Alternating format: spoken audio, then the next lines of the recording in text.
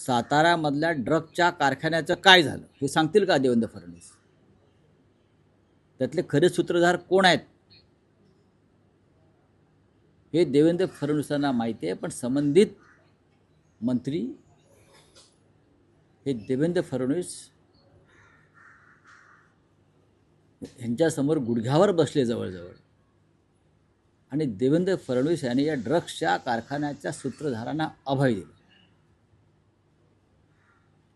एकनाथ शिंदे यांच्याच भावाचा आहे नाही ती जागा, त्यांना माहीत नाही.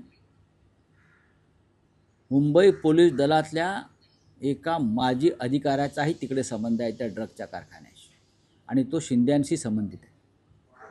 नावं घेईन लवकरच. महाडमधल्या कॅबिनेट मंत्र्याचा मुलगा फरार आहे. तो कुठे आहे ते मी सांगतो पाहिजे तर पोलिसांना. काय चाललं या राज्यामध्ये? या युत्या बित्या आघाड्या होत असतील हो. म्हणून भारतीय जनता पक्षाचा सर्व पातळीवरती पराभव करण्यासाठी भारतीय जनता पक्षातले संबंधित लोक आम्हाला मदत करत असतील, त्यामुळे त्यांचं स्वागत करतो. राऊत साहेब, तुम्ही एक म्हणालात, एक महत्त्वाचा उल्लेख केला की या ड्रग्ज प्रकरणात मुंबई पोलीस दलातल्या एका माजी अधिकाऱ्याचा समावेश आहे, आणि तो शिंद्यांशी संबंधित आहे. कोण हा अधिकारी आहे तुम्ही देतो ना. बघा, हे मी सांगण्यापेक्षा देवेंद्र फडणवीस गृहमंत्र्यांनी सांगावं. त्यांच्यापर्यंत सगळी माहिती आलेली आहे. काय लपवत आहेत, कोणाला पाठीशी घालत आहेत? एकनाथ शिंदेना, त्यांच्या मुलाला की त्यांच्या टोळीला? हे टोळ्या चालवत आहेत आणि अशा अनेक मार्गानं पैसे गोळा करून राजकारणामध्ये आणतात. महाराष्ट्राचं राजकारण देवेंद्र फडणवीस यांच्या नेतृत्वाखाली नशेबाज राजकारण झालेलं आहे. नशेबाज, नशेच्या व्यापारातून आलेला पैसासुद्धा राजकारणात वापरला जातोय. प्रकरण थंड कसं पडलं?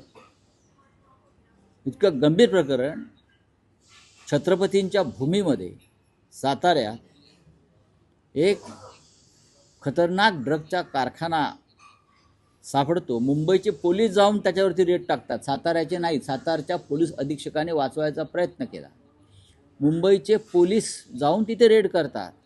मग त्या पोलिसांच्या तपासात अडथळे आणले जातात गृह खात्याकडून, उपमुख्यमंत्र्यांच्या यंत्रणेकडून, आणि हे प्रकरण हाताबाहेर जाते म्हटल्यावरती संबंधित मंत्री हे गृहमंत्र्यांच्या किंवा मुख्यमंत्र्यांच्या पायाशी जातात वाचवण्यासाठी, आणि प्रकरण थंड केलं जातं. राऊत साहेब, हा जो माजी पोलीस अधिकारी आहे हा मुंबई पोलीस दलातला आहे? नक्कीच बाहेरचा आहे? मुंबई पोलीस दलातला. तपशील तुम्ही हा शिंद्यांचा फार जवळचा आहे.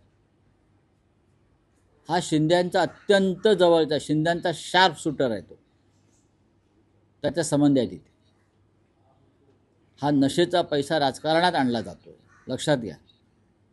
महाराष्ट्राच्या तरुणांना नशेबाज केलं जात आहे, आणि त्यातून राजकारणात हा पैसा ओतून हे हिंदुत्ववादी आम्हाला हिंदुत्व शिकवतात ढोंगी. चला राऊत साहेब, एक आणि तुम्ही म्हणालात की त्यांचे म्हणजे जे कॉम्बिनेशन आहे एकाच वेळेस महायुती आणि महाविकास आघाडीतील, असं कसं होऊ शकतं? असं कसं होऊ शकतं? जनतेला पडलेला प्रश्न असेल. नंबर 1. नंबर 2, राऊत साहेब, अजित पवारांकडून असा दबाव टाकला जातोय किंवा एक आग्रही मागणी केली येते की या युतीमध्ये सगळ्यांनी घड्याळ या चिन्हावरच लढावं. शरद पवार किंवा त्यांचा पक्ष हे मान्य करेल का? आता हे मी कसं काय सांगू? बघा, शरद पवारांचा एक स्वतंत्र पक्ष आहे. शरद पवार यांची एक भूमिका असते, विचारसरणी आहे ती जातीय व धर्मांध शक्तींच्या विरुद्ध लढण्यासाठी. शरद पवार हे पुरोगामी विचारांचे आहेत. शरद पवार यांनी त्यांच्या जीवनभर भाजपसारख्या प्रवृत्तींशी लढण्यामध्ये त्यांचं आयुष्य घालवलेलं आहे, आणि आम्हीसुद्धा त्यांच्याबरोबर त्या लढ्यामध्ये अनेकदा उतरलेलो आहोत. त्याच्यामुळे भविष्यामध्ये त्यांचा पक्ष कोणत्या दिशेने जाणार आहे हे शरद पवार साहेबच ठरवू शकतात. आणि विलिनीकरणाचे संकेत आहेत का? मला असं वाटत नाही की विलिनीकरण होईल. मी जे काय पवार साहेबांना ओळखतो आणि त्यांच्या विचारसरणीला मी जे काय ओळखतो, ही विलिनीकरणाची प्रक्रिया होईल असं मला वाटत नाही. मी एकदा पवार साहेबांना प्रश्न विचारला होता सहज एका बैठकीत, तेव्हा त्यांनी हे अशक्य आहे सांगितलं.